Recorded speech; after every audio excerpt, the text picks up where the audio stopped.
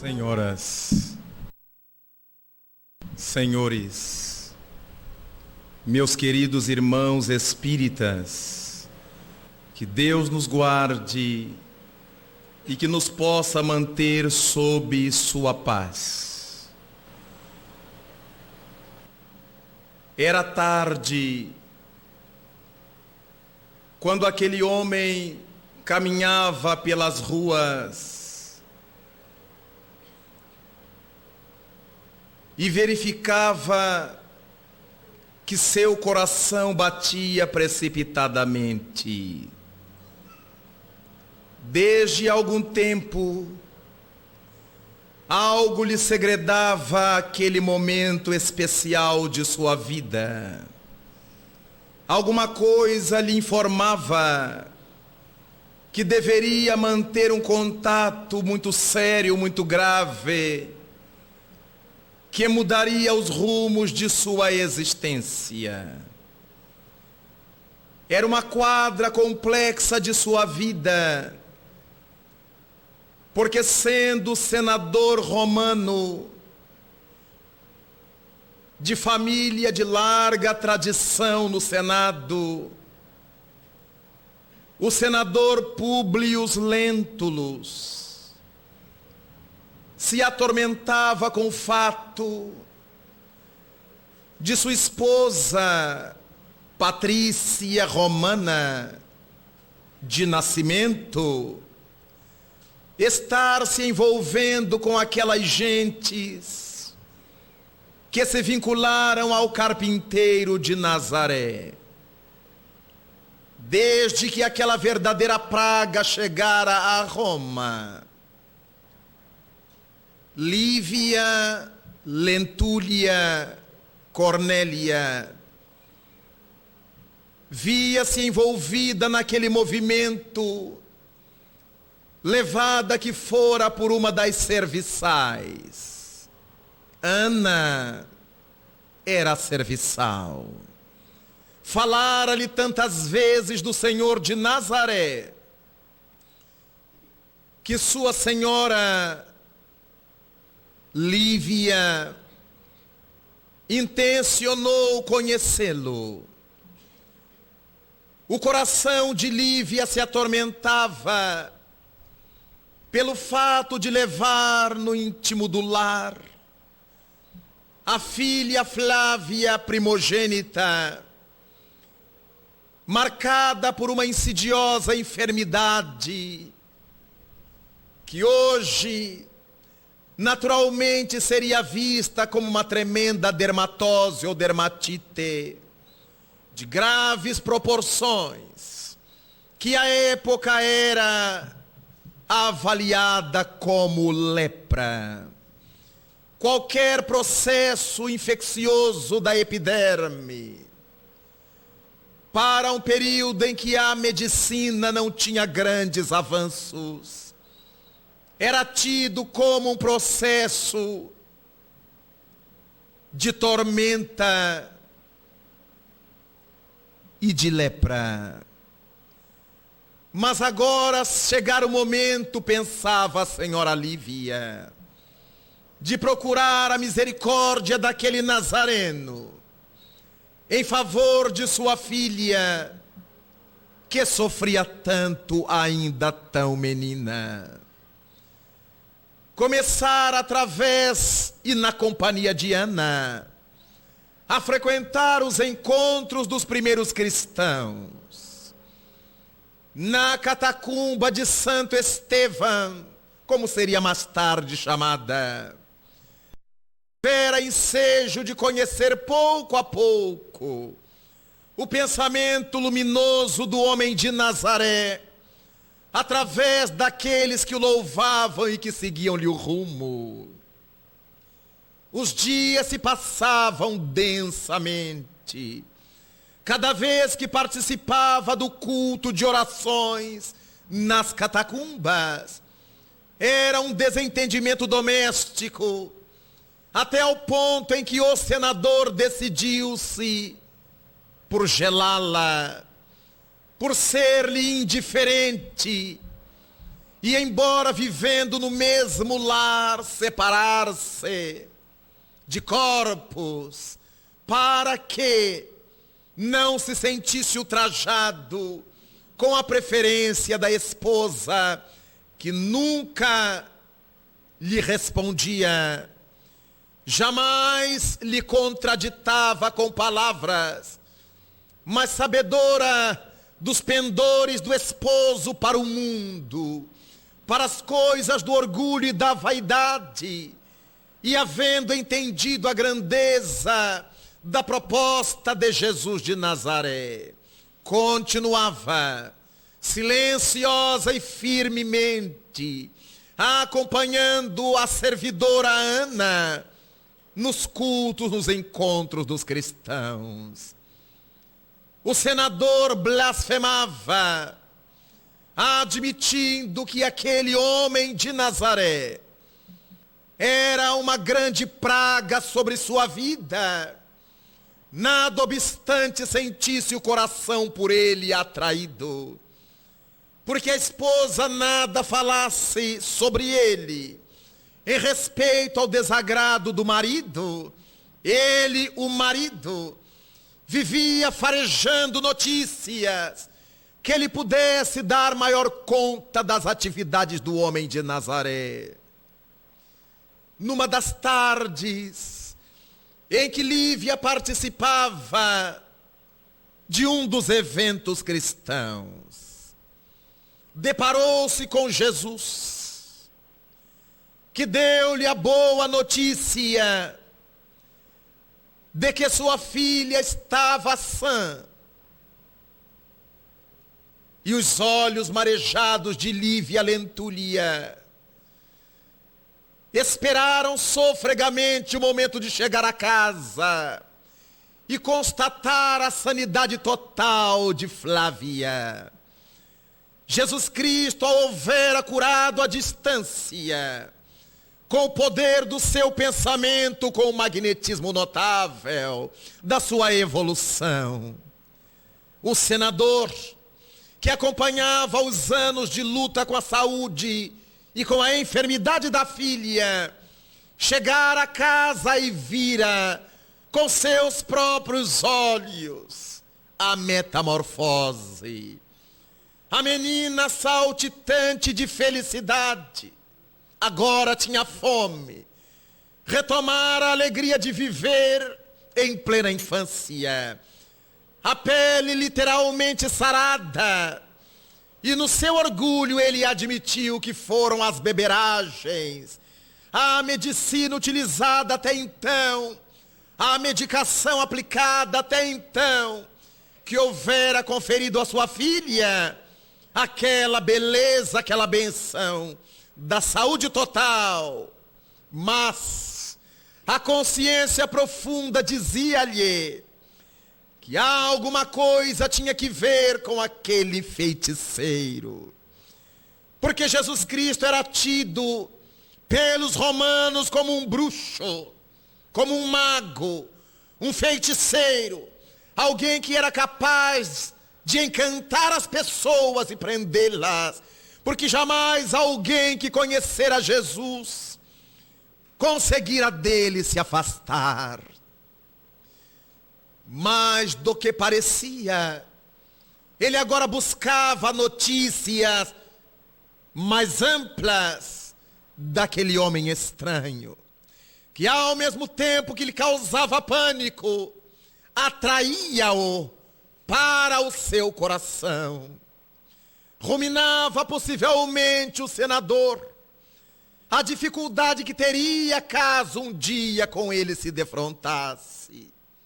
Mas havia de ser naquela quase noite, no findar de uma tarde, quando caminhava por ruas desertas, as pernas começaram a tremer-lhe, porque viu a pequena distância aquela criatura especial, do qual ouvira tantas vezes referências notáveis. O corpo longilíneo, a túnica forjada em linho puro sem costura, chamada por isso, por ser sem costura, tecida por inteiro, de túnica inconsútil. E somente quem podia usar esse tipo de roupa eram príncipes e reis, porque eram tecidos especiais com fios inteiros e muito caras. Por isso, porque era Maria de Nazaré, a grande tecelã, tecia para seu filho, que era para ela mesma seu príncipe, seu rei, a túnica sem costura, inconsútil, de grandíssimo valor. Ele vestia uma daquelas túnicas alvas, como se pudesse alvejar a época. Sobre os ombros, um manto largo da cor do barro cozido, em função das temperaturas quentes do dia e das temperaturas gélidas da noite. Quando usava o manto para proteger-se, as sandálias de pescador, traçadas em couro cru, como era de hábito, os olhos profundamente azuis, que viajavam entre o azul e o verde, como um mar plácido, engastado naquele continente do seu rosto. A cabeleira da cor do ouro velho, que se deixava cair sobre os ombros magros, ossudos, e o rosto ovalado, resguardado por ralas barbas, que acompanhavam o tom do bigode. E dessa forma, o senador manteve-se magnetizado, aquela figura notável de Jesus de Nazaré, conforme irá narrar mais tarde o Espírito Emmanuel, afirmando que aquela fora-lhe uma das reencarnações como orgulhoso senador romano. E as mãos luminosas de Francisco Cândido Xavier, ao apresentar-nos o seu livro Paulo e Estevão, mostra a saga daquele povo do cristianismo primitivo. E ao escrever há 2000 anos, fala da história do notável senador Públio Lentulus no contato mirífico com Jesus. Há 50 anos depois, o mesmo senador voltaria, renascido na Grécia, na condição de escravo, mas entre esse perpassar de épocas, o senador defrontava-se com o homem de Nazaré. Não suportava o corpo sobre as pernas. Teve vontade, escreverá Emmanuel, de ajoelhar-se diante dele, de beijar-lhe as sandálias, mas ao mesmo tempo orgulho fê-lo recordar-se de que era um senador romano. Transpirava em bagas, mas resistiu ao impacto da presença notável de Jesus, que dele se aproximou placidamente, saudou-o, em nome do Pai Celeste, saudou-o com votos de paz. E o senador desejou afrontá-lo para não mostrar que se lhe estava submisso, emocionalmente submisso. E disse-lhe o mestre que a saúde da filha devia ser a grandeza não dele, senador romano, mas da esposa dedicada e nobre, que ele guardava trancafiada no lar, com poucos graus de liberdade para agir. Olhando-o fixadamente, o homem de Nazaré disse-lhe ainda que ele, o senador, estava naquele momento na grande encruzilhada do destino. Poderia optar ali pela felicidade íntima, pela conquista de si próprio, ou poderia esperar que se dobrassem os milênios? Silenciou o mestre. Os olhos chegaram a marejar, mas o orgulho, a vaidade do patrício romano, do senador, fê-lo firmar-se, e dirá Emmanuel no seu livro Há 2000 anos. O senador optou pelos milênios e o mestre se foi.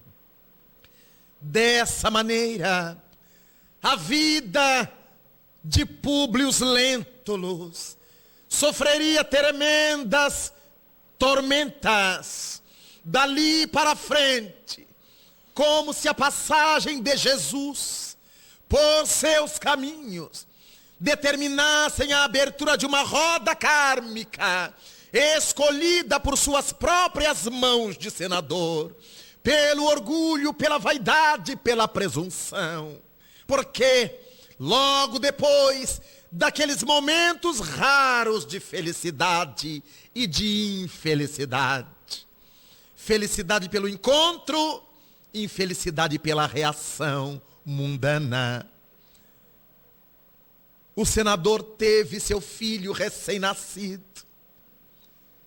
que ele chamara Marcos, sequestrado por inimigos terríveis, que não suportavam-lhe a prepotência. Nunca mais o senador conseguiu encontrar o pequeno Marcos. E isto foi-lhe um choque, porque era o único filho varão. Orgulho para a sua família, para o clã, e que agora não sabia onde estava. Nesse ínterim, desgostosa, amargurada, mas Lívia se devotava a Jesus. Buscava conforto no homem de Nazaré, nas lições que ouvia dos seus seguidores. Até que um dia, enquanto orava a Senhora com os cristãos na catacumba de Santo Estevão, com Ana, a escrava, os esbirros de Nero, a polícia tremenda, chegaram para aprisioná-los. Jesus Cristo já houvera partido para a imensidade fazia muito tempo. E Lívia, emocionada diante dos cristãos, ouvia-lhes as palavras com emotividade na alma, com simplicidade na alma, com entusiasmo. A fé cada dia mais se lhe crescia, até que os soldados adentraram. Deram ordem de prisão a todos. E aquela grande multidão que ali se reunia, estreitada, comprimida, numa clareira na intimidade da catacumba, começou a agitar-se. E os líderes propuseram paz. Era necessário ter paz. Em nome de Jesus de Nazaré, começaram a cantar os salmos de Davi. E nesse ínterim, naquele frisson, naquela emoção que se forjou, Lívia determina a Ana que retire seus vestidos. Sem entender muito bem, a escrava retirou o vestido, entregou-a à senhora, que por sua vez retirou o seu, deu-a à escrava. E quando os soldados se aproximaram de ambas, minutos depois, já que foram aprisionando um a um os cristãos, observou a vestimenta daquela mulher e pelos trajes admitiram imediatamente a sua condição. Era uma senhora romana, era uma patrícia, e libertaram-na. Era escrava travestida. E Lívia, com as roupas da escrava, entregou-se para morrer. E foi um golpe tremendo. Um segundo golpe na vida do senador orgulhoso, porque a escrava chega a casa transtornada, marcada por dolorosa emoção, para dizer ao seu senhor o que acontecera naquele entardecer. O senador desespera-se, o remorso sobe-lhe à mente, porque se dá conta do mal que se houvera imposto, afastando-se da companheira, cruelmente, numa posição machista e torpe, e agora não tinha retorno, porque ela se entregara por amor de Jesus. Quem será esse homem por quem minha esposa é capaz de dar a vida, conhecendo-lhe a lucidez, a clareza de raciocínios, a simplicidade de alma? O senador teve que admitir que deveria ser esse Jesus muito especial, porque sua esposa não faria tal coisa se ele não fosse por demais especial. E passou a interessar-se pelas coisas de Jesus, sem declará-lo. Passou a procurar discretamente novas informações sobre o homem de Nazaré. Os anos passam pesadamente. Ele se retira da função e vai para as Gálias, para onde levaria sua dor, sua frustração. Levara consigo os serviçais, há alguns amigos muito queridos, e se instala numa região em que pudesse meditar, refletir na sua madureza sobre os acontecimentos de sua vida. Nesse ínterim, Marcos, o filho sequestrado, estava um homem, um rapaz forte, bem posto, saudável, mas com uma mentalidade completamente diferente daquela que teria se fosse criado na casa nobre dos seus pais. Os inimigos do senador criaram o jovem, abominando a classe política de Roma. E ao descobrirem seus inimigos a sua localização, seu paradeiro, estabeleceram um pacto cruel de fazer com que o senador fosse aprisionado por eles mesmos, e que o jovem que não conhecia o pai o cegasse, e o senador Públio Lentulus foi cego por seu próprio filho, que ele identificou com certa desconfiança no momento em que viu adentrar o jovem carrasco. Pelos traços fisionômicos, pela compleição física, ele sentiu na alma que estava diante do próprio filho. Impiedosamente, já que fora preparado para isso, o jovem Marcos cega o senador, cega-lhe o pai, sem saber. A partir daqueles momentos difíceis, cego, longe da esposa querida e da filha que se consorciara com um patrício romano, e que vivia sua vida distante dali, na capital do império, o senador entregou-se a buscar ainda mais intensamente as coisas de Jesus. E é nesse momento difícil que ele se torna cristão, já no final, no ocaso da existência planetária.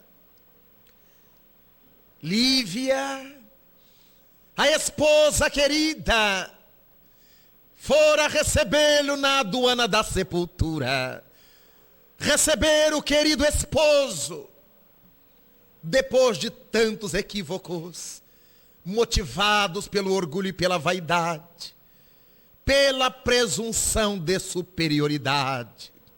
Mas, nas regiões espirituais, para onde se dirigiu o senador desencarnado, lá estava uma personalidade que ele nunca esperava o fosse encontrar no além. Vira-o uma única vez, en passant, muito rapidamente em Roma, quando passava levando um farnel sobre os ombros. Foi a única vez em que o senador vira ao convertido de Damasco, Paulo de Tarso.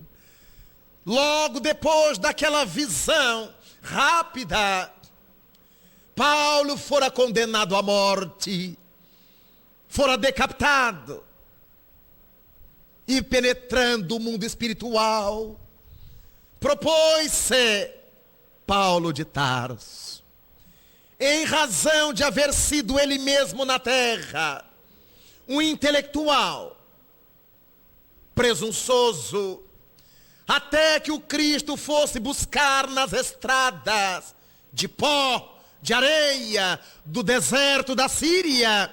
Ao chegar no além, Paulo se comprometeu em tornar-se benfeitor, um guia, um amigo de todos os intelectuais de Roma e da região que desencarnassem opositores de Jesus. Não poderia deixar de receber o senador, embora a transformação dos últimos tempos. E a partir desse encontro, o senador Públio Lentulus se torna uma das mais respeitáveis testemunhas do amor de Paulo aos atormentados que saiam da terra, vítimas da própria presunção de superioridade. Paulo, no além, vai devotar-se a esse mistério. Ele que conhecia de caso próprio, de moto próprio, aquela tormenta da alma, trata do senador, atende-o, torna-se-lhe companhia, torna-se-lhe um amigo inseparável, compreendendo-lhe as fragilidades pelas quais também passara tempos antes. E desde então, a alma do senador se converte de fato à proposta de Jesus. Conforme dissemos, 50 anos depois dessa saga dolorida, o senador retorna à terra, reencarnando-se na Grécia, e pelo domínio sociopolítico que Roma exercia sobre a Grécia de então, ele tornou-se um escravo grego. Um escravo grego era um intelectual, era alguém dotado de rara, de soberba cultura, escolhidos para serem preceptores dos filhos dos patrícios romanos. E desse modo, recebendo o nome de Nestório, na nova existência, Públio Lentulus entende como poucos, na nova encarnação, a mensagem de Jesus. Devota-se ao bem, dedica-se a ele, até desencarnar, trucidado pela felicidade de servir a Jesus, já que optara pelos milênios. Quando fora senador, o tempo passa, e esse espírito notável do senador Publio Lentulus, de há 2 milênios, passa por várias experiências reencarnatórias. Volta a renascer em Roma, renasce na Espanha, reencarna-se no Brasil, vindo de uma reencarnação anterior em Portugal, na condição de Manuel da Nóbrega, e chega ao Brasil jesuíta, trabalha aqui com os indígenas, com os primeiros povos desta terra, e depois volta aqui para fixar no Brasil os alicerces do seu trabalho cristão. Hoje, identificado como o evangelizador do Brasil, o Espírito Emmanuel é o grande senador Publio Lentulus. 2 milênios depois, ele optara pelos milênios, convertido a Jesus como nunca, operoso na descrição do Evangelho, na interpretação dos atos evangélicos, e apaixonado por Paulo de Tarso, decidiu-se por escrever sobre Paulo, e escreve o livro Paulo e Estevão, pelas mãos de seu médium, Chico Xavier. Contar-nos-á Chico Xavier, numa das noites de tertúlia, na então Comunhão Espírita Cristã de Uberaba, que o livro Paulo e Estevão, que ele recebeu em 1 mês, tem uma história belíssima. O Espírito Emmanuel disse-lhe a ele, Chico, que precisava de um tempo seu, 30 dias, para escrever sobre Paulo, seu grande benfeitor, a cujo grupo psíquico está vinculado.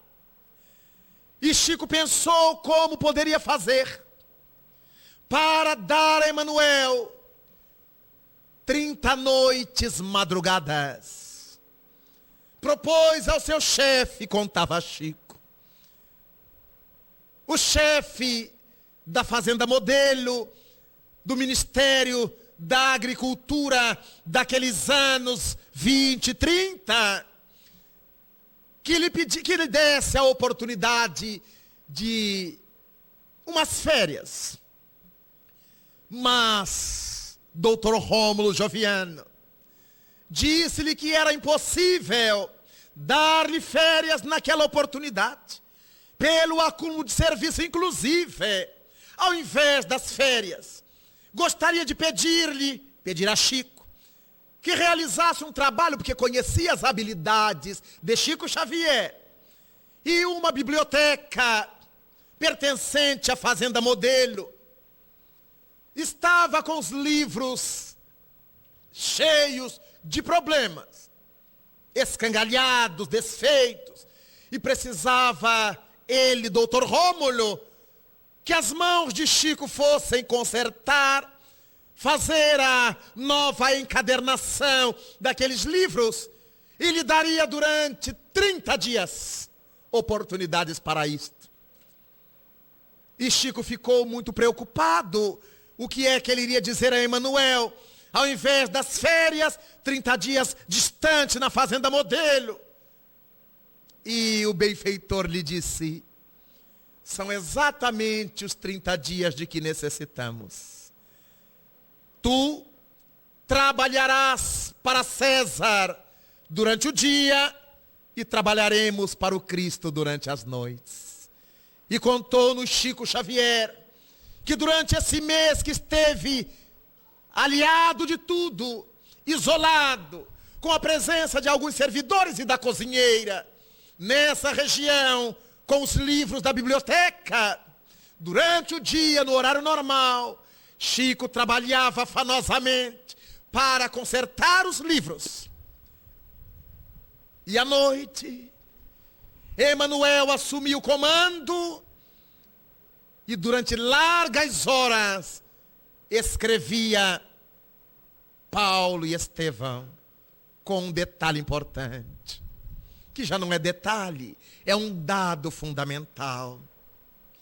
Emanuel foi pedir ao Espírito Paulo a honra de ele próprio, Paulo, narrar a ele, Emanuel, a sua história, para que ele pudesse transmiti-la ao seu médium Chico Xavier durante 30 noites, madrugadas. Dizia-nos Chico, era um tríduo de trabalhadores, porque Paulo, da intimidade luminosa em que se encontrava no além, projetava seu pensamento para Emanuel, que era seu médium, que transmitia a Chico Xavier, que era seu médium. Então foi um livro escrito a 3 cabeças. O próprio Paulo, que transmitia a Emanuel, que transmitia a Chico Xavier. Quando lemos Paulo e Estevão, não sabemos como Emanuel pôde retirar tantos detalhes, inclusive da psicologia de Paulo. É óbvio, fora o próprio Paulo que o narrara. E na última noite, quando Paulo vê a Jesus de Nazaré, saído do corpo pelo fio de espada, quando o mestre vai recebê-lo nas portas do além, contará ainda Chico ao grupo de amigos que o ouvíamos. Paulo projeta psiquicamente a Emanuel a cena belíssima do além. E Emanuel, como presente, projeta na mente de Chico, que vê aquilo que Paulo vira há 2 milênios. Contou-nos ele, não resisti e desmaiei. Quando voltei, o livro estava pronto. 30 noites, madrugadas. E Paulo e Estevão, o maior romance da literatura mediúnica de todos os tempos, narrado pelo próprio personagem, sobre o qual Emanuel escreveu. Paulo de Tarso. Essa vida notável, até hoje representa para nós essa fonte lustral de conhecimentos, essa fonte lustral de fidelidade a Jesus, porque ele teve todas as oportunidades para ser um homem famoso no seio do judaísmo, porque muito jovem tinha seu nome destacado entre os mais notáveis dos rabinos de Israel, da Grécia, de Roma, exatamente porque nesse momento do seu nascimento, Paulo tinha 3 nacionalidades. Era grego, porque Tarso pertencia geograficamente à Grécia. Era romano, porque Roma dominava a Grécia. E era judeu, pela tradição familiar, pela educação que tivera.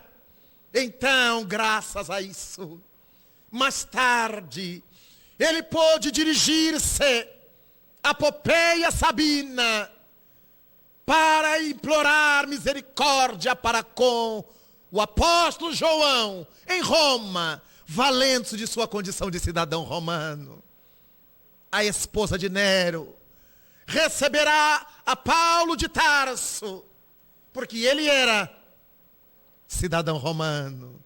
Valeu-se dessa prerrogativa do mundo para servir a causa de Jesus em todos os tempos. Enquanto viveu, após a conversão, Paulo dedicou-se de alma total a Jesus.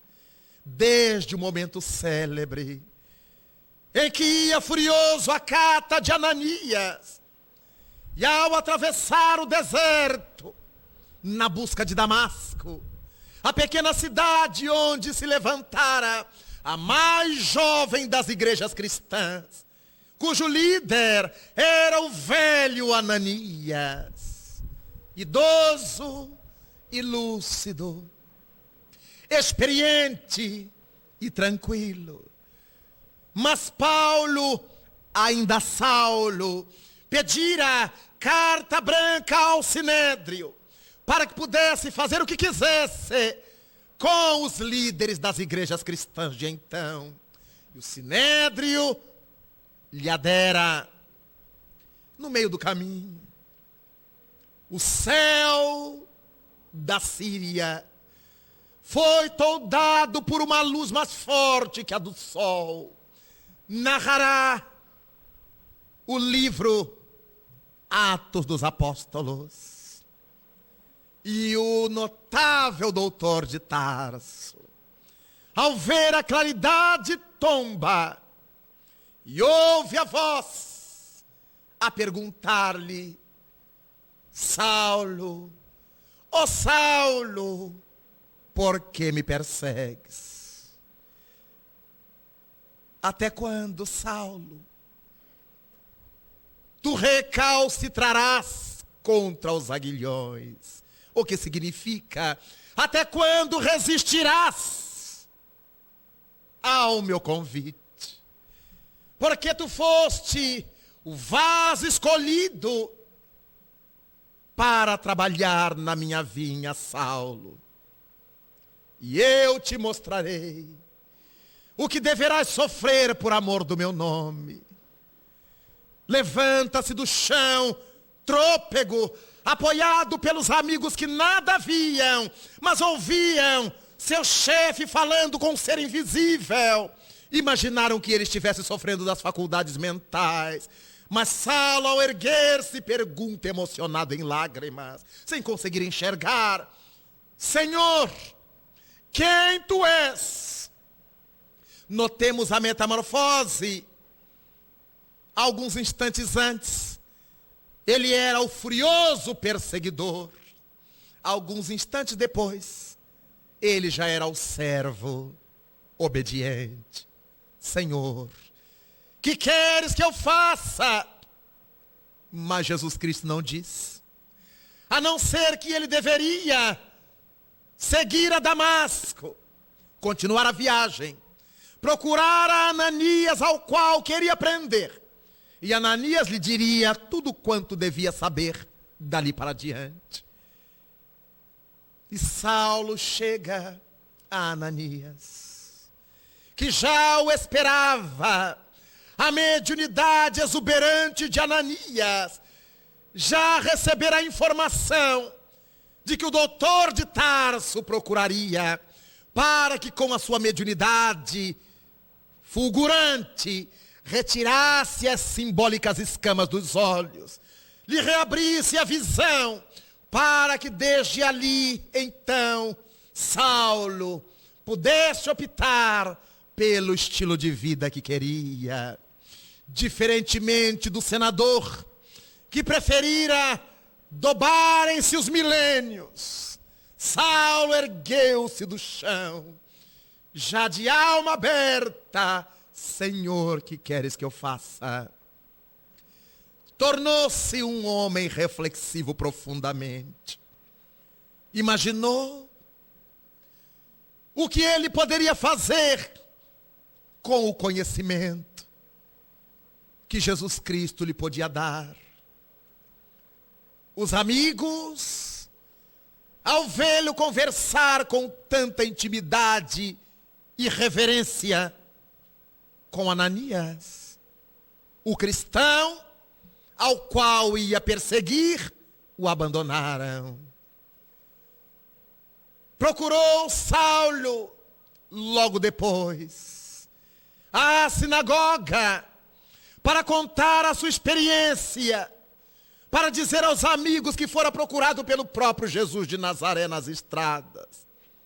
E desde Sadoc, seu mais próximo amigo, aos demais todos o abandonaram. Viu-se só e sofreu. Mas Saulo procurou seu pai.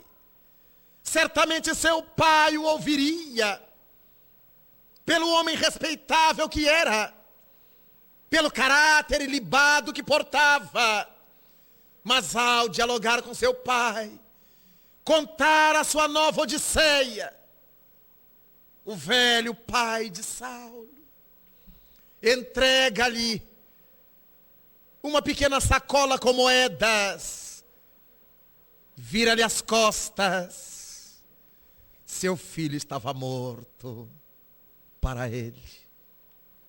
Refletindo, Saulo entendeu que não teria lugar entre aquelas pessoas que o conheceram. Recordara-se então das velhas lições de Gamaliel, o seu preceptor na adolescência, com quem ouvira tantas coisas boas, tanta beleza, tanta maravilha de profundo bom senso. E lembrava-se de que sobre as coisas de Jesus, ouvira Gamaliel dizer, depois que ele já era rapaz, que se fosse uma obra de Deus, não morreria. Se as lições de Jesus fossem do Pai, ela sobreviveria no mundo. E agora Saulo se dava conta de que a mensagem de Jesus sobrevivia no mundo. Apesar de toda a perseguição, apesar de todas as loucuras feitas contra aquele novo movimento, ele próprio estivera à frente do apedrejamento de Gesiel. O cunhado que tomara o pseudônimo de Estevão e que morrera diante dos seus olhos, apedrejado sob suas ordens. Recordava-se da noiva Abigail, convertida a Jesus, com a qual reencontra no leito de morte, falando desse Jesus. Para onde quer que fosse, lá estava a presença de Jesus. Essa ideia vigorosa continuava a expandir-se na terra. Agora então, precisava meditar um pouco mais. Optou Saulo por sair do convívio geral e internar-se no oásis de Dan, no deserto da Síria. Durante 3 anos ali permaneceu, para refletir, para amadurecer a crença nova, ganhando a vida como rústico guia de caravaneiros, conhecedor da região como poucos. Saulo conhece ali um casal querido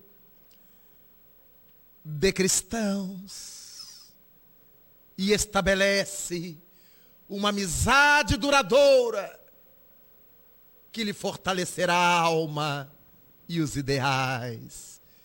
Príscila e Áquila.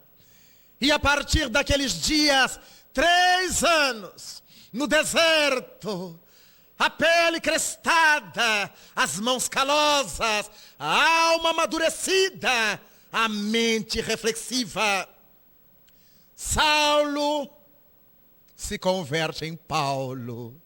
Curiosamente, Etimologicamente, o nome Saulo significa o orgulhoso, aquele a quem se roga, aquele a quem se pede.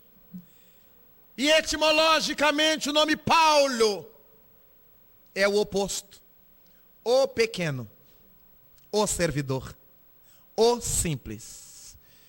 Dizemos na nossa língua, quando vamos fazer alguma coisa pouco a pouco, que vamos fazer paulatinamente. Porque Paulo quer dizer isto, o pequeno, o simples. Ele deixava de ser o orgulhoso. Que vem Saulo, que vem Saul, primeiro rei dos hebreus, e passa a ser o humilde, o pequeno Paulo. Desde esses dias gloriosos, a sua vida é apenas Jesus. Suporta toda onda de sofrimentos por amor, diferente do senador que suportou toda onda de sofrimento porque distribuíra ódios, malquerenças e orgulho. Paulo agora iria procurar a Simão Pedro, com quem tivera profundas altercações, a quem fizera sérias ameaças, e sob desconfiança de Simão e dos demais apóstolos, ele demonstrou com o seu dia a dia que de fato havia transformado a vida para Jesus. Torna-se o melhor amigo de Pedro, o mais fiel servidor de Jesus, junto à palavra, o bandeirante da pregação.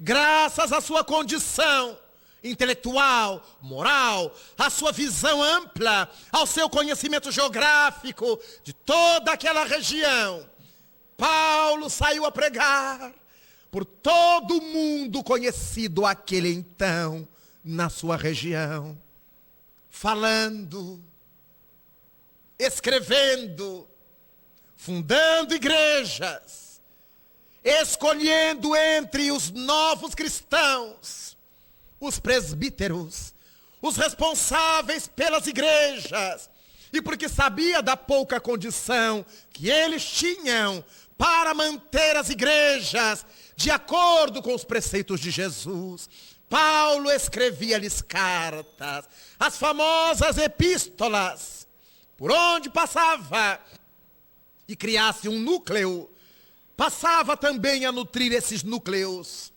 com as suas epístolas.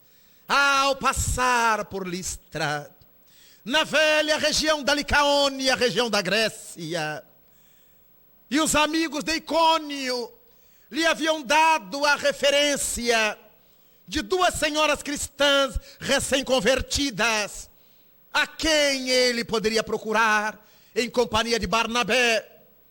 Chegou Paulo e Barnabé junto à casa de Eunice Lloyd, mãe e filha, que se haviam convertido ao Evangelho de Jesus havia pouco tempo, mas eram fiéis, dedicadas, conformadas à ideia do trabalho do bem. Mas Lloyd tinha um filho adolescente, de nome Timóteo, por quem Paulo se encheu de ternura. Timóteo era órfão de pai, e Paulo o agasalhou no coração como um filho d'alma. Enquanto esteve por ali, Timóteo o acompanhou.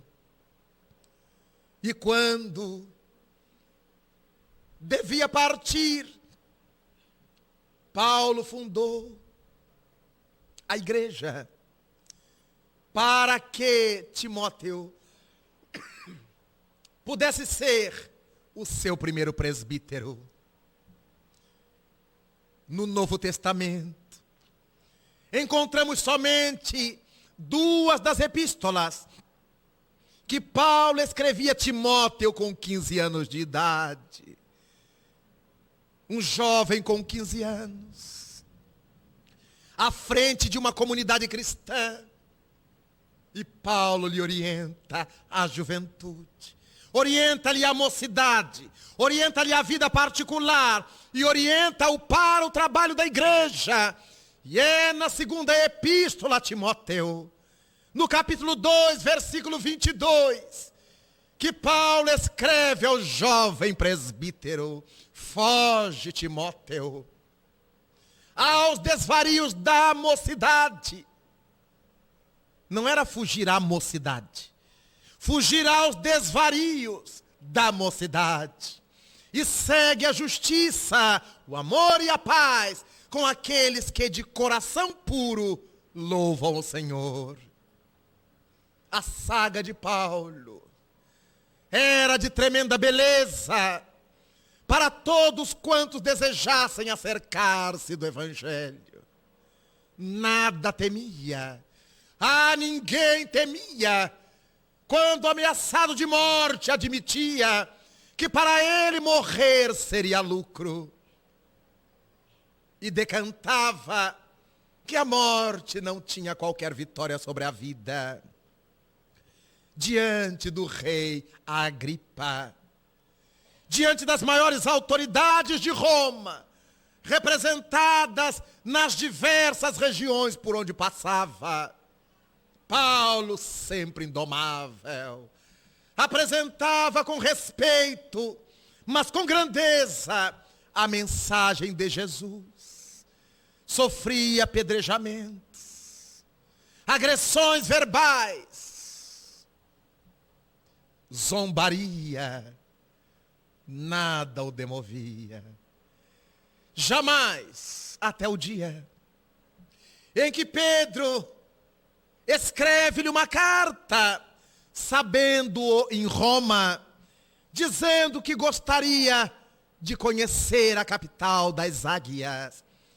Dizia-lhe Pedro que não gostaria de morrer sem conhecer a capital das 7 colinas, onde Paulo houvera levantado, sob o carinho de Príscila e Áquila, a mais nova igreja cristã. Quando Paulo recebeu a carta de Simão Pedro, encheu-se de felicidade. Poder receber em Roma o velho apóstolo seria uma oportunidade de apresentá-lo à pequena comunidade romana dos cristãos, mas ao mesmo tempo ensejo de deixá-lo à frente e encetar novas viagens. E é nessa época que escreve de volta a Simão, dizendo-lhe: vem, o coração da nova igreja se te abre, deseja receber-te. Pedro chega a Roma, recebido com ternura por Paulo, apresentado à pequena comunidade, vive momentos de êxtase, identificando em Roma a grande capital do mundo à época, o grande império. E Paulo propõe-lhe ficar à testa da igreja, enquanto ele, Paulo, desejava viajar às terras da Espanha. Era-lhe um velho sonho, era-lhe um velho anseio.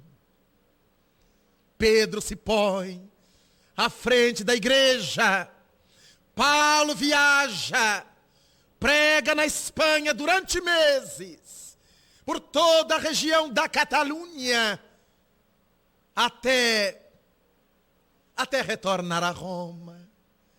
Quase 6 meses depois, e encontrar o amigo na prisão mamertina. Tigelino, o chefe de polícia de Nero, aprisionara a Simão Pedro durante uma de suas pregações e o levara à mais temida das prisões de Roma, a prisão mamertina. Era temida porque jamais dali alguém pudera fugir. era encravada na rocha, no pátio do quartel de polícia de Roma. Era impossível fugir. Para lá foi levado Simão Pedro. E dentro da prisão mamertina havia cárceres separados, apertados, já que o espaço era exíguo. E o pior dos espaços, a pior das celas, chamava-se Tulianum. No Tuliano, a água brotava da pedra, a umidade provocava mal-estar, as ratas que corriam, a posição incômoda, com um dos pulsos preso à parede por cadeias, um dos tornozelos preso à mesma parede por cadeias. Ali estava Simão Pedro. Ao ser descido para o Tuliano, por uma escada pequena, quase encaracolada, Pedro, preso à parede, começou a cantar. Dirigiu-se aos amigos, que naquele momento fazia os prisioneiros antes dele, e cantou para que eles o acompanhassem. Em nome de Jesus, que tenho certeza que nos virá buscar em pouco tempo, retirar-nos daqui, cantemos. O Senhor é meu pastor, e nada me faltará. E todos os detentos cantaram com Simão Pedro. No primeiro dia, na primeira semana, na primeira quinzena, e as vozes foram diminuindo, na medida em que aquele Jesus Cristo falado não chegava, nem os libertava. E Pedro foi sentindo-se desanimar. Os meses, e Jesus não vinha. Os meses se dobravam, os prisioneiros se revezavam, e Simão ali sentia as pernas profundamente inchadas, os edemas terríveis, os pulmões afetados pelo ar viciado, pela umidade, pela falta de luz solar. Até que um dia, não se sabia quando era noite e quando era dia no Tuliano, salvo quando se podia perceber através da clarabóia, por onde os soldados se comunicavam com o interior. Um novo prisioneiro desceu as escadas, levado pelos soldados, colocado ao lado de Simão Pedro. E quando os soldados se foram, na semi-obscuridade, Simão se lhe dirigiu. Olá, tu que chegas, quero saudar-te em nome de Jesus, a quem eu sirvo, e convidar-te para comigo cantar. E uma mão pesada esbofeteou-lhe o rosto. O prisioneiro não queria saber de Jesus. A cabeça desprevenida foi batida contra a parede de pedras. O sangue se lhe escorria dos lábios, do couro cabeludo. E Simão, naquela agonia de dor, começou a chorar. Imaginava que Jesus Cristo o houvesse abandonado. E os dias se passavam pesados. Pedro balbuciava suas orações, sem que ninguém o acompanhasse. 6 meses depois, já não suportava estar ali, e chorava várias vezes, quando os portões novamente rangeram, e pela pequena escada da prisão mamertina, penetra um novo prisioneiro, que é colocado na parede fronteiriça, aquela em que Pedro estava. Pensou em Jesus. Quando os soldados se foram, Pedro começa a falar com voz quase sussurrada: olá, tu que chegas, eu te saúdo em nome de Jesus, a quem eu sirvo. Canta comigo, canta comigo. E do outro lado, da outra parede, uma voz se fez ouvir: Simão, acaso és tu, velho apóstolo? Paulo!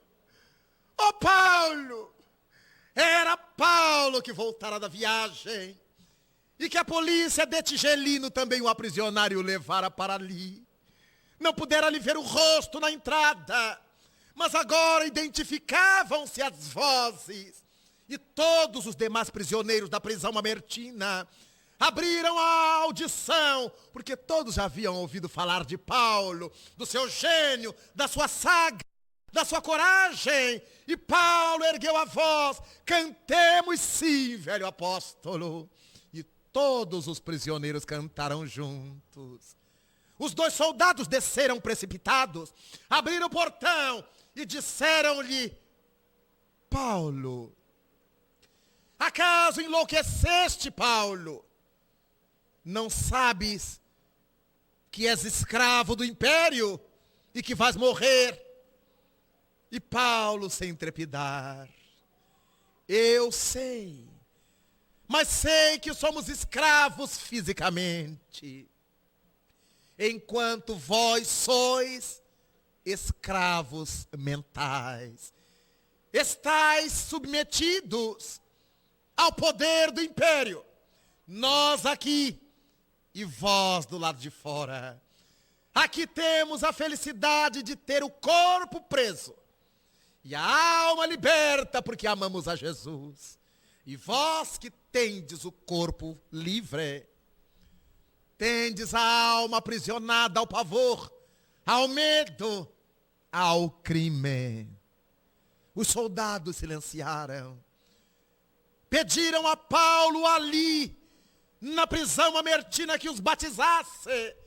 Eles se fizeram cristãos pela palavra magnética de Paulo e prometeram voltar para libertar a ambos, a Paulo e a Pedro, ainda que isso lhes custasse a vida. Todos os dias, os prisioneiros cantavam com Paulo e com Pedro agora, até que numa noite, sem que nenhum detento chegasse, os portões foram abertos e os 2 soldados, que novamente estavam em serviço, descerão. E diante de Pedro, soltaram-lhe as cadeias, apoiaram-lhe e disseram que ele estava livre. As pernas inchadas, os soldados lhe haviam levado um bordão, um alforje com algumas iguarias para a caminhada e um cantil com água. Pedro se dirige à parede onde estava Paulo detido, abraça-o pela primeira vez e segreda-lhe: Paulo, vamo-nos. E o pregador de Jesus Cristo responde-lhe: não posso. Paulo, eles nos vieram libertar. Não posso, Simão. Paulo, é a nossa oportunidade, Paulo. Vamo-nos. As igrejas precisam de nós. Não, Simão. Se tu queres, vai, mas eu ficarei. Oh, Paulo, vamo-nos, Paulo. Não posso, Simão. Vai tu, eu me quedo. Os soldados, porque não podiam perder tempo, haviam saído dos seus postos, levaram Simão pelos braços, subiram com ele a pequena apertada escada. Um deles levou Simão à porta capena. deu-lhe o alforge, o cantil, o bordão, para que dali ele pudesse afastar-se o mais rapidamente possível. E Pedro se foi, respirando o ar balsamizado da noite, com dificuldade de caminhar, na medida em que os pulmões se foram limpando com o ar oxigenado da noite. Foi-se-lhe facilitando a movimentação, e Pedro se afastando de Roma, podia sentir no ar o perfume exalado pelos loendros, que se arrebentavam na floração da estação. E mais ao longe, podia ver a lua a refletir seus raios de prata nas águas correntes do Tevere, do rio Tevere que corta Roma. Os casarios de mármore, com as tochas pendidas e fumarentas, aquela hora da madrugada, e Pedro se agiganta para correr, sem poder, para apressar os passos, com dificuldade. E já estava longe, já não podia avistar Roma. Guardava na alma a sensação de liberdade. Pensava nos novos planos, de pregar evangelho em outras condições, fora de Roma. O dia começa a clarear e narrará mais tarde num notável e conhecido romance, Sienkiewicz, essa saga de Pedro e sua fuga e sua relação com Jesus. O livro chama-se Quo Vadis, e nesse livro Sienkiewicz diz que ao fugir de Roma, quando o dia começou a aparecer ao longe, quando o manto branco leitoso da manhã estendeu-se sobre as montanhas, anunciando o dia, Simão, que andava a passos largos, viu que na mesma estrada em que se achava, mas no sentido oposto ao seu, vinha um forasteiro de passos rápidos, como se dirigisse a Roma. E na medida em que aquele forasteiro se aproximava, Simão Pedro se apercebia que o conhecia.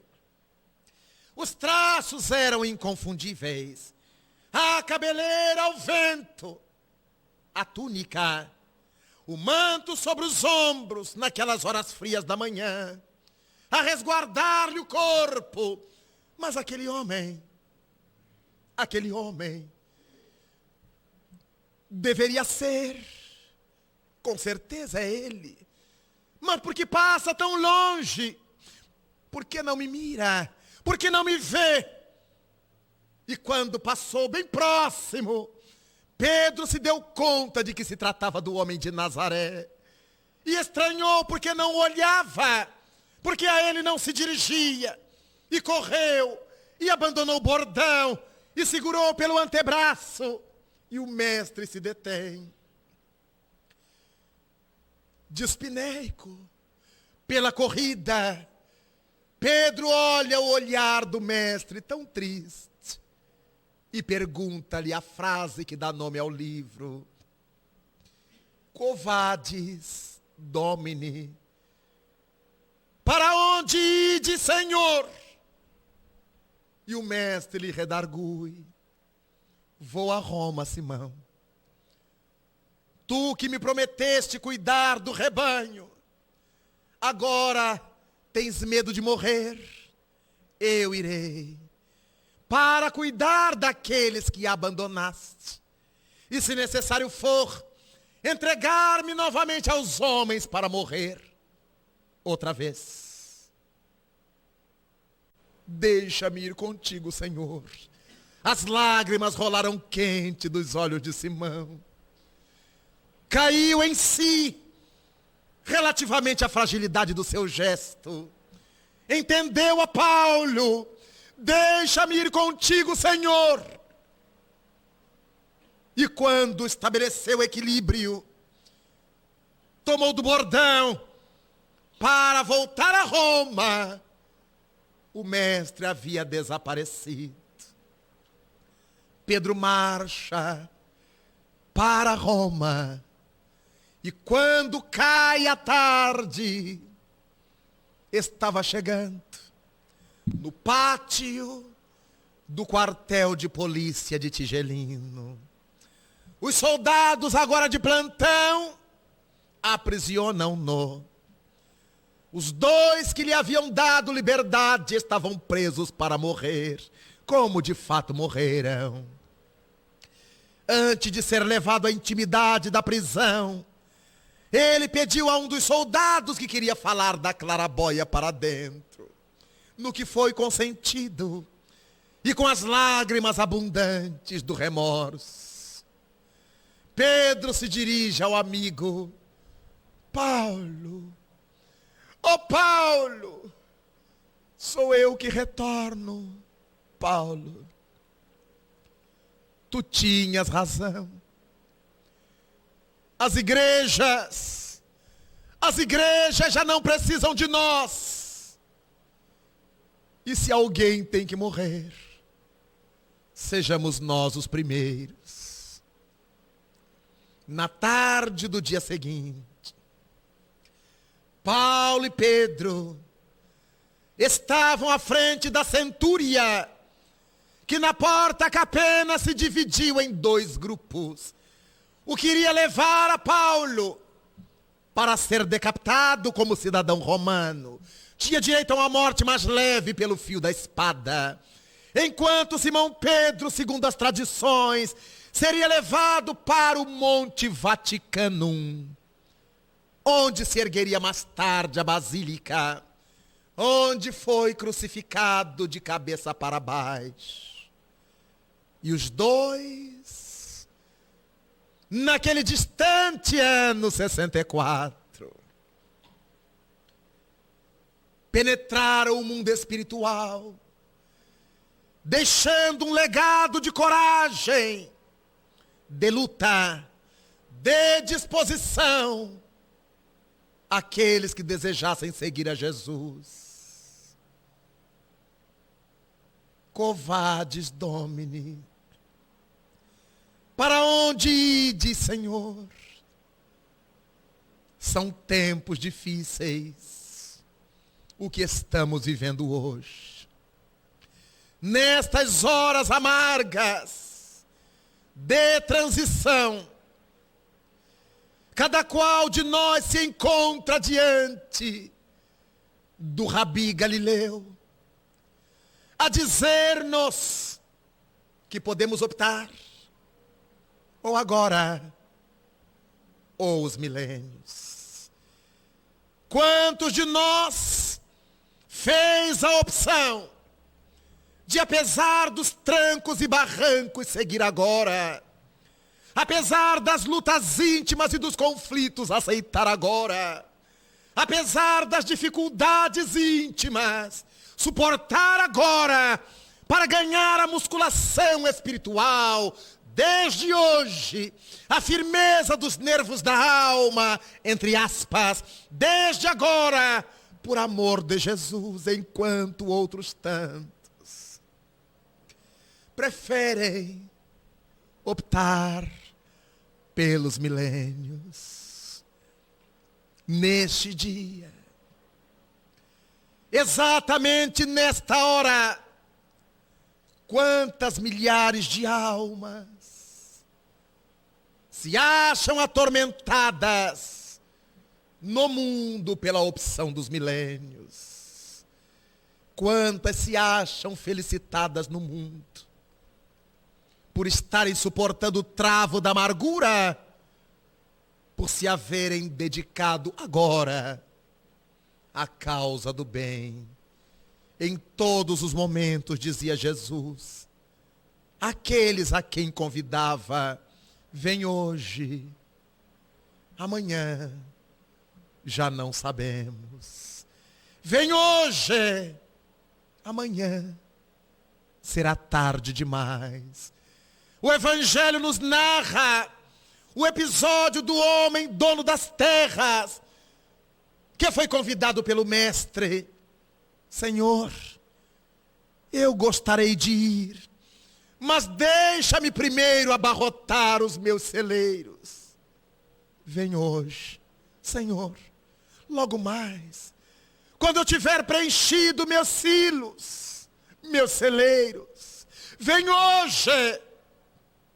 Depois, Senhor, eu virei, até que se apresenta o homem. Já posso, Senhor. Todos os meus celeiros estão replenos. Ao que o mestre lhe redargue: louco tu foste, louco tu és, porque ainda hoje te levarão a alma. Jesus Cristo nos traz a parábola dos dois filhos, convidados pelo Senhor para trabalhar na sua vinha. Um deles lhe disse: eu irei, aguarda-me porque já vou. E o outro lhe disse: não irei, não me aguarde. E ao longo do tempo, o que disse que ia, arrependeu-se e não foi.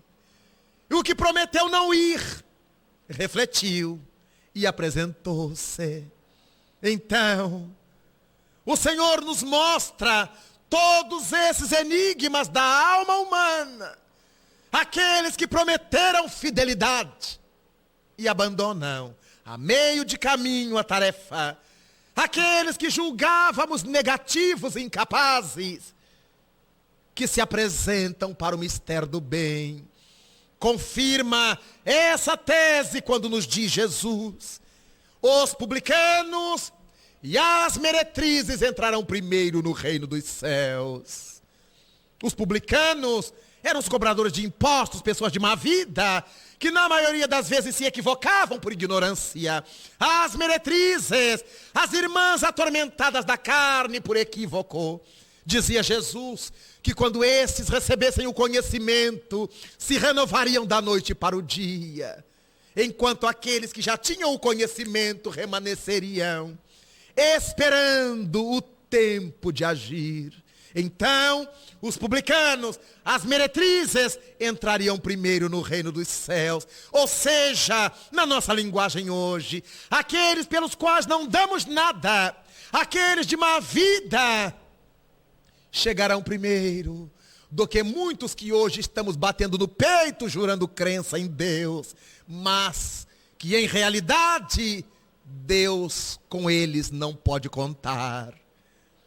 Narrou-nos Jesus a saga do jovem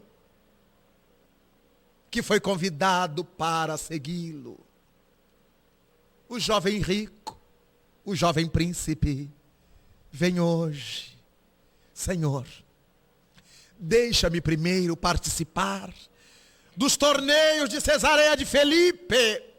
Eu quero trazer para a minha cidade as honras, os lauréis.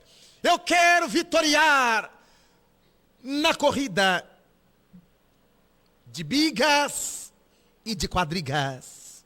As bigas eram carruagens puxadas por 2 cavalos, as quadrigas por 4 cavalos. E o mestre volta a carga. Vem hoje. Não posso, Senhor, deixa-me participar do torneio de Cesareia. Logo mais eu voltarei. Vem hoje. E o jovem se esgueirou pela estrada, deixou o mestre a convidá-lo e desapareceu no horizonte. E durante o torneio de Cesareia, enquanto assolava os corcéis de sua biga, uma quadriga esbarrondou-o. Ele tombou da biga e os cavalos o pisotearam de morte. Ao abrir os olhos, na pátria espiritual, 2 olhos azuis. Vem hoje trabalhar na vinha do Senhor. Poderemos optar por este momento ou pelos milênios. Quantos são aqueles que optam pelos milênios para não abdicar hoje do tabaco? Tão pouca coisa em troca da felicidade interior. Quantos insistem em optar pelos milênios por causa do trago, da taça fervilhante, do copo de aguardente, tão pouco pela felicidade íntima. Quantos resolvem ser pelos milênios para não abrir mão do lupanar, do bordel, do desequilíbrio? Quantos abrem mão de escolher agora a felicidade definitiva por causa da criminalidade, da desonra, para manter-se usufruindo das coisas que vão ficar, abrindo mão das coisas verdadeiras que cada um de nós levará? É por esta razão que nestes dias de Afeganistão,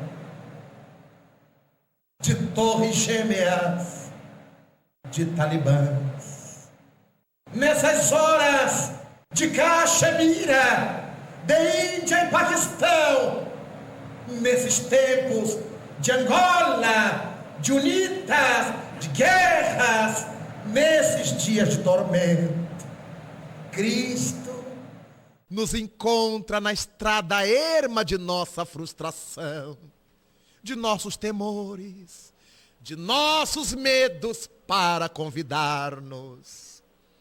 Vem, enquanto é hoje. Estás diante da encruzilhada dos destinos, ou hoje, ou os milênios. O esposo difícil, complicado, é Jesus que pede-nos por ele. Vem hoje exercitar paciência. Vem hoje trabalhar misericórdia. A esposa enlouquecida, atormentada, enferma, alucinada, de maus hábitos, é o Cristo que convida o esposo. Vem hoje para entender a companheira, para dar-lhe oportunidade como se fosses tu o necessitado, o filho desacisado, atormentado, viciado, desajustado. Eis Jesus a propor a seus pais: vinde hoje, amai vosso rebento, tende para com ele misericórdia, porque já é sofredor pelos próprios desatinos. Vinde hoje. Para os filhos diante de pais cruéis ou indiferentes, é Jesus que se apresenta. Vinde agora e compreendei que Deus é justo, que todos têm os pais que necessitam, os pais que merecem, diante do nosso próximo mais próximo, que são nossos familiares, nossos amores da consanguinidade. Certamente nessas estradas ermas de decepção, o Senhor nos está a convidar, ou agora, ou os milênios, em que eles retornarão à vossa estrada. Nesses dias de tanta materialidade, de tanto imediatismo, quando incontáveis igrejas, em nome de Jesus Cristo, estão propondo riqueza material, essa que o ladrão vai roubar, que a ferrugem vai consumir e que a traça corroerá. Eis que a doutrina espírita, a mensagem mirífica da lousa, a voz da tumba vazia, ergue-se para chamar-nos hoje. Venho, como outrora dirá o Espírito da verdade, as ovelhas perdidas da casa de Israel, para convidá-las ao reino outra vez. Espíritas, 2 mandamentos vos deixo. Amai-vos, eis o primeiro ensino. Instruí-vos, eis o segundo. Jesus Cristo foi o vencedor do mal. Sede vós, espiritistas, os vencedores da impiedade. Amai-vos e instruí-vos. Sede vós os vencedores da impiedade. Nesses dias tão cruéis, a impiedade nossa se manifesta através da indiferença para com o próximo, da língua ferina que se converte em chibata sobre as vidas alheias. A nossa maldade, a nossa impiedade se demonstra pelo dedo em riste, especialista em apontar os erros alheios, sem a devida coragem de corrigir os próprios. A nossa impiedade nesses tempos consiste em vermos o cisco no olho do próximo e não virmos a trave no nosso próximo, no nosso próprio olho. Daí a mensagem de Jesus Cristo, que queremos deixar aos queridos irmãos para a nossa meditação, é a mensagem da decisão. A decisão que o senador não tomou. A decisão que Paulo de Tarso assumiu. A decisão de Pedro. A decisão de Maria de Magdala. As conversões instantâneas, como a de Zaqueu, como a de vários outros, que os evangelhos demonstram nesses dias de tanta tormenta, em que por toda parte se fala em guerra, em morte, em violência. Que estamos fazendo nós, os que dizemos crer em Deus, de todas as religiões ou fora delas, todos aqueles que batem no peito afirmando: eu creio em Deus. O que estamos fazendo para que Deus possa crer em nós neste dia, nesse dealbar de um ano novo, o segundo ano do terceiro milênio? Que possamos colocar a mente em nosso travesseiro, reclinando a cabeça sobre ele e refletir sobre nós. Ama teu próximo como amas a ti mesmo. Verifiquemos se nos estamos amando ou nos desprezando. Há tanta gente marcada pelo desamor, infiel às verdades que conhece, destroçando o corpo orgânico para atormentar a alma que tem o corpo orgânico como instrumento de evolução. Até quando? Senador, estás diante da encruzilhada dos destinos. Poderás optar pela felicidade ainda hoje, ou escolher a rota dos milênios. E o senador escolheu a rota dos milênios. Saulo, Saulo, até quando recalcitrarás contra os aguilhões? Senhor, quem tu és? Jesus, Saulo, que queres que eu faça, Senhor?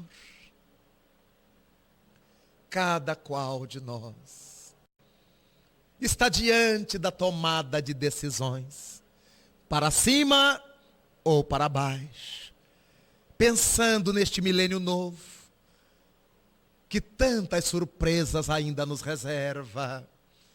Alcemos o coração ao alto, como assevera o latinista, sursum corda, corações ao alto, abramo-los como ânforas a captar os néctares da vida, para dizer ao Senhor que nós o queremos hoje, apesar da nossa fragilidade, apesar dos nossos equívocos, da nossa luta interna, apesar de nossa ignorância, ainda tão grande, mas nós o queremos hoje.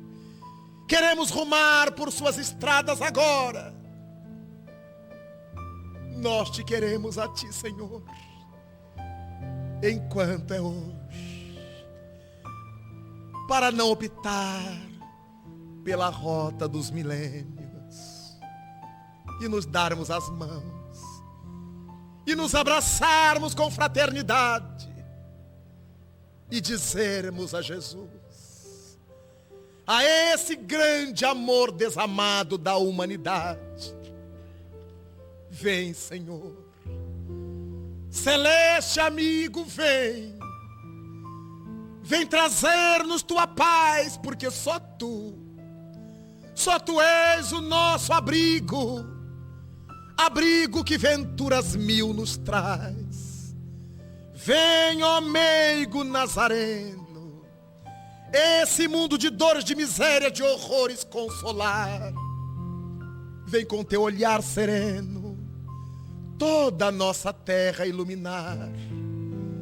Vem afastar do mundo a guerra, esse chacal de goelas abertas devorador, que por onde passa vai destruindo tudo quanto encontra pela terra, espalhando luto, espargindo dor.